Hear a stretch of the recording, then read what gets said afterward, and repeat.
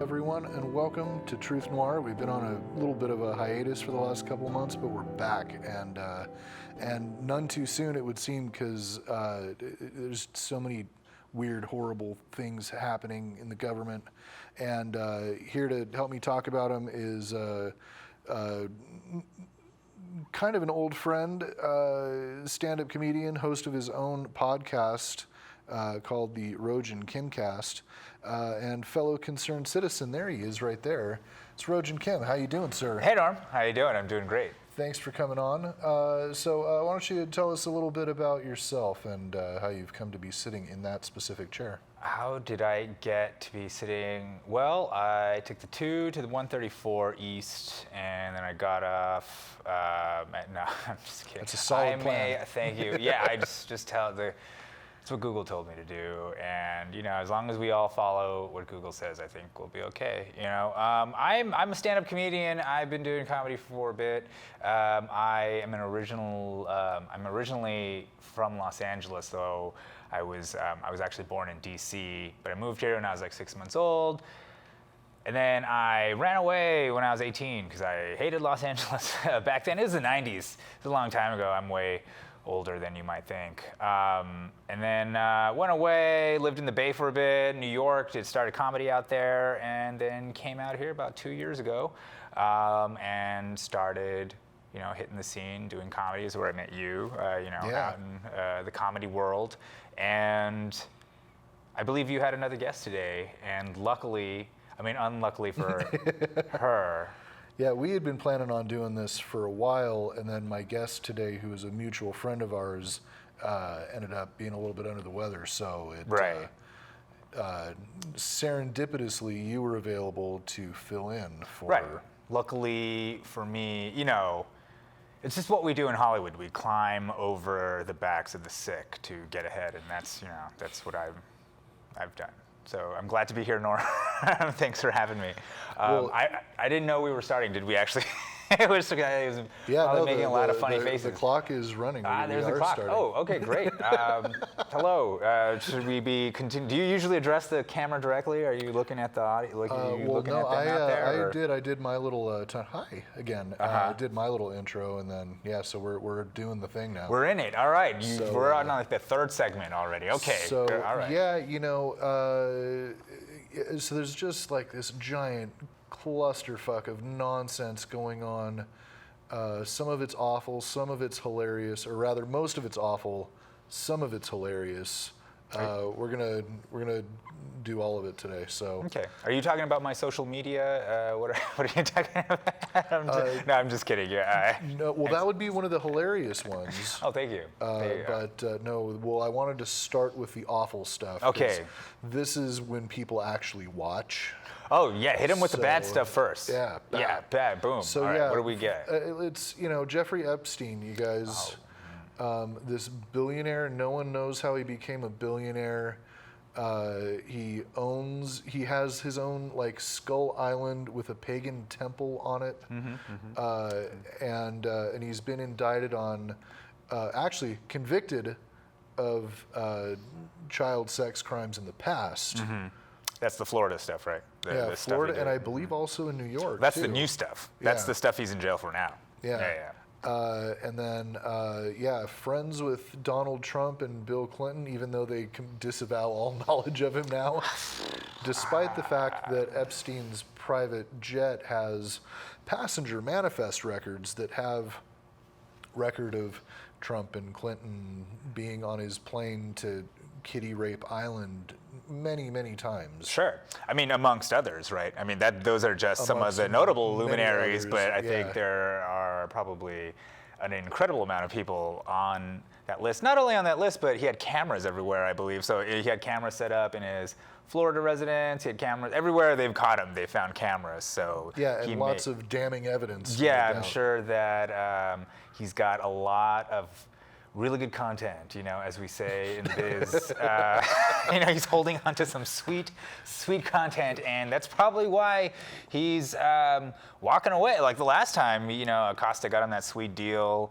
I read some of the quotes that Acosta said, like, he basically said somebody came to him and said it's above your pay grade, like we gotta, so I don't doubt that there are probably some incredibly powerful people who are watching very closely and probably have something at stake in what happens. Well, yeah, they've probably been collecting all of this footage and have dirt on world leaders is usually how it goes. Right.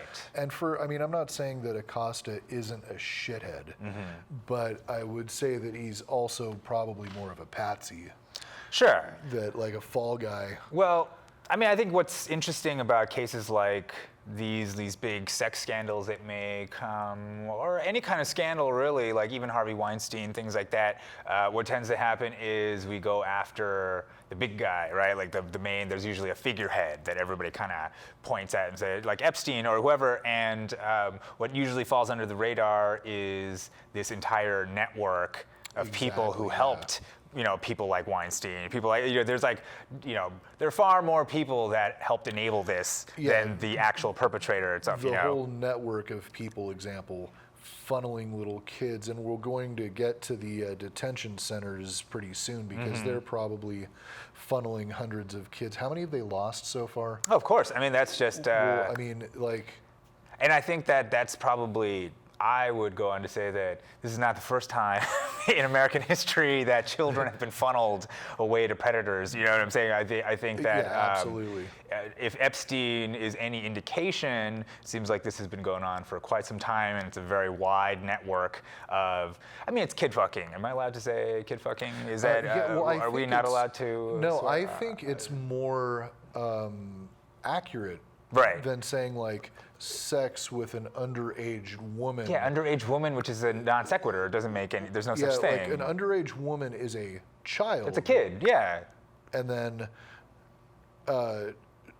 sex with an underage child, that's called rape because a child is not deemed legally competent to give consent. They can't consent. At that point, you might start saying, what about 16-year-olds, 17-year-olds, whatever. But the point is here that it's very interesting to me that we are so concerned about the kids, but then we have so many euphemisms for fucking them. That's really weird when it's just like, we should really just lay out how ugly this is. Yeah, this call it child rape. Yeah, they're being raped. They're literally, people, grown men and women, are both enabling and brutally raping children en masse. And they seem to be incredibly powerful and rich and getting away with it. And it's not just one side. See, I think the interesting thing to me is the politicization of it, because when it comes down to it, it is not a blue or red thing. This is not a bipartisan issue, folks. This is not a political thing. This is about this should be the one thing we all agree on. Right. Because you have the Catholic Church, which is by most accounts kind of a leftist organization, and you have we have Republicans out there, Democrats out there. It seems to go across the entire spectrum politically. This kid fucking thing, and it seems to be enabled by everybody. That's really my concern. Is that. What tends to happen in the news is the hot button issue comes up, everybody gets, riled up about it, and then the news cycle is so fast, we just move on, and there's no real insight or investigation into how did this even happen in the first place. Exactly, yeah, they move on to their next abomination, sure. And then that becomes the thing. Right. That, we have to investigate this now. We're gonna take 3 months to put a committee together to decide how we should investigate this, right. And then by then there's something other. Yeah, we'll just move on. Everybody's just kind of everybody's kind of moved on, and I think it is a fact that of all the people in poverty, children are the most affected, right? Children are the most vulnerable people in our society. And the thing is, kids can't vote. They have no political power. Also, and they have no money. So there's no real interest in helping the kids. But it's, it's great PR. It's a good thing to say, and everybody will get behind you. But in the long run, then still do nothing. Yeah, exactly, because the kids themselves have no recourse or voting power or anything. Anything that would actually call attention to the powers that be. I feel like we give a lot of lip service to being good and decent people and being all of that, but Flint hasn't had water since the Obama years. This is not just one side of the island. It's not just as bad as Trump is. He's not the beginning of any of this stuff at all and by any stretch of the unfortunately, imagination. Probably, I mean, we're hoping by the end of this episode he will be the end of Right. all of these things, but I doubt that even, because I've done a bunch of episodes, you guys. We haven't fixed shit. Oh man. Well, Try as I might. I think it's really about the journey and not the destination. That's what I have to keep telling myself. There's only really so much one man can do, Norm. It's between you, I guess Alex Jones. You guys are all fighting about. You guys are all fighting the good fight. You're out there. Getting your word out, and that's all you can do. We're raising awareness. You are, yes, you are fighting. There is a war out there. Is it an info war? I don't know. Is it a truth war? Perhaps. Perhaps it's a, Well, I think there's definitely a war on the truth ever since that Kellyanne Conway, was it, and started talking about alternative facts. Sure. I mean, I think, but that's what I'm saying. For me, I'm old. I'm 41. So for me. When everybody talks about fascism in our time, and Trump is the rise of fascism and right-wing fascism in our country, to me, that's what I thought right after 9/11. After we had the Patriot Act, we lost all of our rights. We basically, this was supposed to be Bush, and it's gotten worse since then somehow. Gave up. So for me, to me, that was like fascism in our time. But when I talk to people older than I am, to them, it was Reagan, right? It was Reagan because he was like, there's the AIDS crisis. I had a lot of people who had friends just dying during the AIDS epidemic because Reagan was just like, fuck you guys, and a lot of bad shit went down during the Reagan administration as well, especially in terms of like, racist police stuff and, all that stuff. Foreign policy, all of it. Actually, since you bring it up, and since we're getting to the point in the show where we're going to be probably moving on to our detention center stuff, people want to be like, oh, they're coming here illegally, but the overarching truth of the matter is that back during the Reagan administration, and especially appropriate to the geographic locations we're talking about these people coming from, there were big military actions down there that our government supported that destabilized these areas and threw them into a situation where there was no government and you had gangs and drug cartels taking over, and that's why they're here now, guys. Well, yes, the U.S. has a policy of basically deposing democratically elected people in especially Central and South American countries and then replacing them with right-wing dictatorships because they're pro-United States economically. Usually the socialists want to nationalize industries and the right-wing guys are usually okay with letting American corporations come in and run stuff. So that kind of is a pattern. So El Salvador, all these countries actually, Honduras was a staging ground for the right-wing operations they did in Nicaragua with the Sandinistas, so on and so forth. But that's not, my family comes from Korea. The Korean War was a Cold War, proxy war fought between, North Korea and the United States, but essentially there was, communist undertones to the whole thing. The whole thing was about fighting communism. So what happened in South Korea after the war ended is the U.S. installed a dictator of sorts that basically put in a despot, put in a person, and then the South Koreans overthrew him democratically, put in their own president, and then 8 months later there was a military coup, a right-wing military coup, sponsored by the CIA, and so on and so forth. So it's basically, I would say since the United States has been able, they had the means and wherewithal, they've been interfering in governments, and creating these crises. They've been allowing or trying to solve problems all over the world that didn't exist, and then creating a massive refugee population. Sure. I mean, I was just looking up the Monroe Doctrine, actually. The Monroe Doctrine is, it's 1824, and back then James Monroe said, no European power will be allowed to do any colonialism on the Western Hemisphere. Like like America, basically. We got the monopoly on that. Well, back then, we actually didn't have a Navy or an Army, so it was sort of like a philosophical statement of freedom. It was like an anti-colonial, like, we're all free here, or whatever. And it was also right after we got our asses kicked by the British in the War of 1812. Yeah, they burned down the White House. Yeah, they burned down the White y'all. House, so we were really sore about it. And we're like, they can't ever do that again, guys. And even the Brits were like, all right, sure, yeah, that's cool with us, because they didn't want Spain going and taking over, retaking their colonies or anything like that. Yeah. But over time, the Monroe Doctrine has been used to justify these actions in Central America and South America, including once the Cold War started. In the minds of the sort of U.S. foreign policy people, they're like, hey, a right-wing government is way better than a communist government in Central America. And up until now, I mean, that's why you have these refugees. There's a wave of violence going on that stems from all these right-wing militants. There were waves of violence, and now there's waves of people fleeing the violence. And some of them are fleeing south into South America, but they're mostly coming up this way. Right. Let's see some of the pictures of the results of that, you guys. It's like little kids in metal space blankets, and and they don't have money. Look at that brave coward.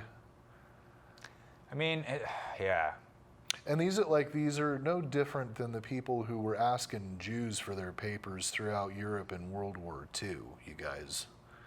Well, I mean, it is a slippery slope. I mean, I can only hope that isn't the intention, right? The intention isn't actually to round them up and murder them all. Thankfully we're not. Well, it seems like the intention is that thousands of them just go missing. Right. Apropos to our previous topic. Yeah, the thing, it's like, I have no idea how to actually manage something like that. I mean, it is a crisis. This is essentially a catastrophe on a human rights catastrophe, and I have no idea what the right way would be to handle all of this. I do know that this is probably just the beginning. In terms of, this is just violence. Imagine climate. Once the climate starts changing, people start fleeing. Oh yeah. The places just they live. for right now in the stages of genocide, I figure we're at about stage 7, right? Stage official action to remove/relocate people. Sure. I could see. Here's the other thing. Is just like. Depending on who you are, the United States government is a very different thing, right? So for me, if I was a Native American, I'd be like, I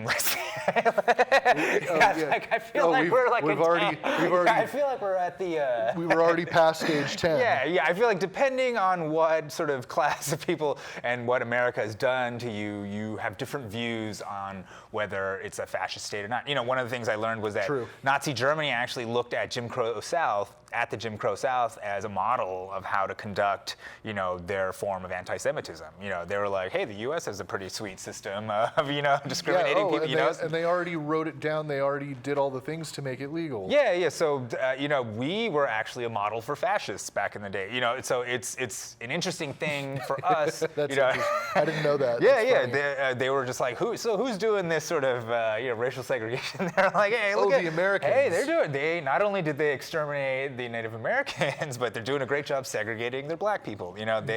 So we were a model. We were a model for fascism, and I think that some could argue that were you a black person during post-Reconstruction in the Jim Crow South? Right. I don't know how free you would think America was. I don't know if you would. Yeah, if at all. Yeah, I don't know when America was great. You know what I'm saying? In your mind, when is this greatness that America was? Well, I think there was an Onion article where it says the good old days isolated to one summer in 1952. Oh, right, and really for mostly white people, white men. For a few families in California. Right, exactly. The way I think of it is, I like to call it the time machine test, and for me, it's just like how far. If you had a group of people, like how far could we all go back in a time machine and still be comfortable, Right. And for me, it's I'd give it, 50 years, yeah.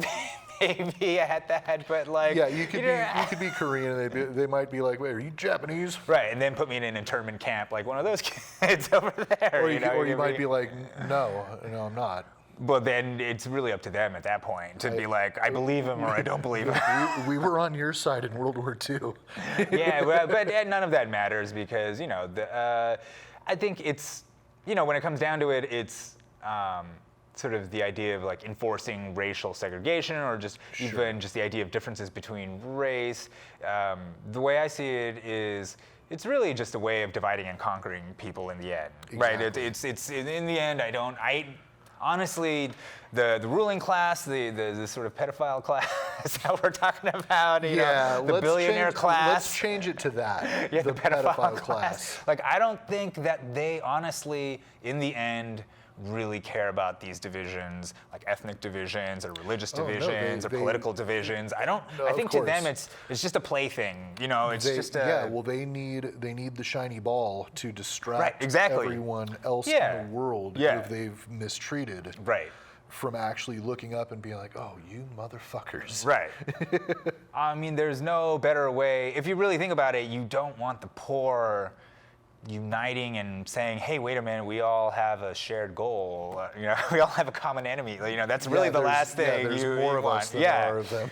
Yeah, it's, you know, way better, I think. You just keep them divided amongst race, or, you know, amongst their politics, or whatever it is you need to. You know? Yeah, I mean, those are like the kind of old school distractions. And as much as I hate that those happen, we have a shiny new one right here. Oh, let's do it, guys. We're storming it. We're going in. The Facebook raid of Area 51. Take them down. Don't storm the cages. Storm Area 51. That's what then the aliens will free the kids, okay? But first, the aliens, obviously, this is our priority. Yeah, the priority here is to... We don't even know if they're friendly. We just need their advanced weaponry. Is it? There's no real plan. The kids out of the cages. The only plan really seems to be run toward machine guns and then get mowed down. I guess that seems to be the plan. Probably, yeah. Yeah, and in which case maybe that's Darwinism working. I don't know. You know, I am not an advocate of mass murder, but no, you know, but I mean, but our government is. Sure. So they would have no problem. Just give them the excuse, guys. Yeah. Probably testing out like some of their new tech weapons on an almost stationary crowd. Right. 250,000 deep. So this is kind of like a win-win for everyone. You got a whole group of people who are just sort of doing the Air Force gets to test out some new weaponry. Yeah. They also get to meet their depopulation quota, which I'm sure exists. And then there's something new to be outraged about. Yeah, here's the thing. I think anything that happens on Facebook is about as real as plans made at like a Coke party. You know what I'm saying? Like, you know what I'm saying? Yeah, like anything on Facebook is just like, it's so flimsy. It's like, of course you get a bunch of people to just click yes, I'll be there or whatever, but people just do not want to do anything. Yeah, well, I mean, we know this from actually like inviting people to our shows. To comedy shows, yeah. Yeah, there's just going to be a couple hundred people there. We better buy some more potato chips. Yeah, they all say they're coming. They all say yes. They say, I'm interested, definitely interested, or maybe. Some of them even say maybe, and you're like, okay, maybe they'll come, and they don't. And it's 5 miles away, you know. And this is too much work. They're not gonna. People can barely be bothered to vote, honestly. You know what I'm saying? Well, and they'd rather drive like 300 miles to Coachella. Sure. Or I don't know how far away it is, but... yeah, I don't know. It depends from where you are, I guess. But yeah, they'd rather go to a music festival and, you know... And pay way more money than to support their friends in a local community. Of course. It's so strange.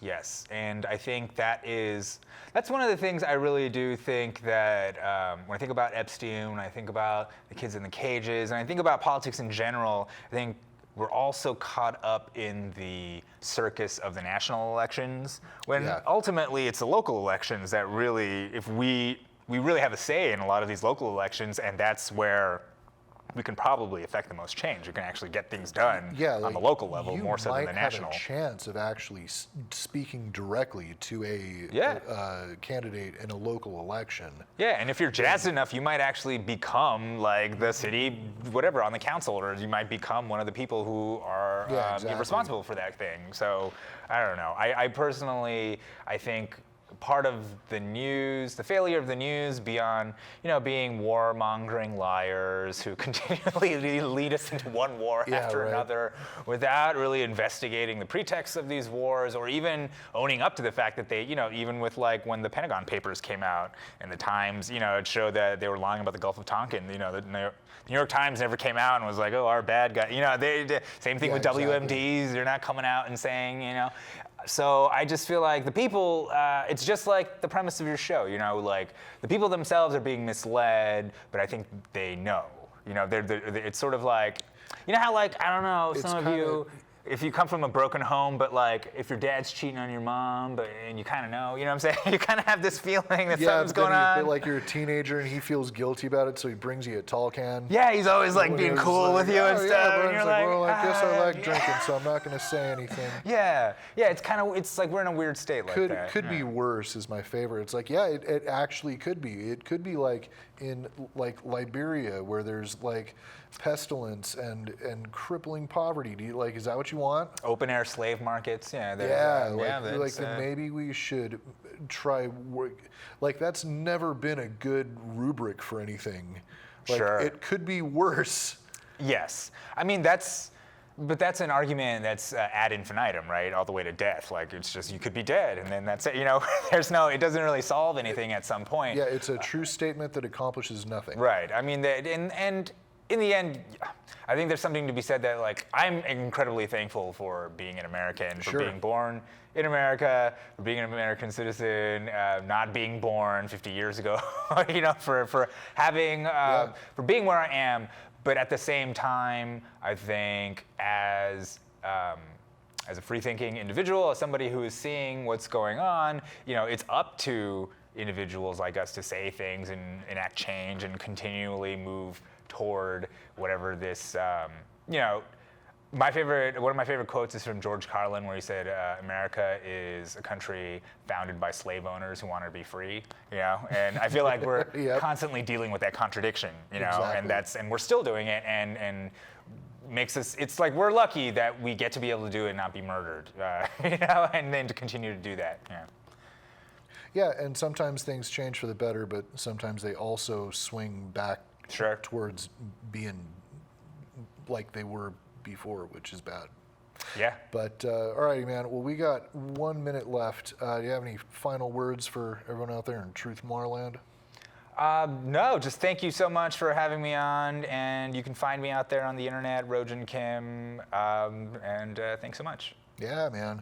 Well, dude, it was a pleasure talking to you. I know we've been trying to put this together for a minute, so I'm glad it finally worked out. Yeah, man. And yeah, to everyone else out there, I don't know, like there's little kids getting mistreated, and that's bad. And I don't mean to oversimplify, but we should probably hold our leaders accountable for allowing that to happen.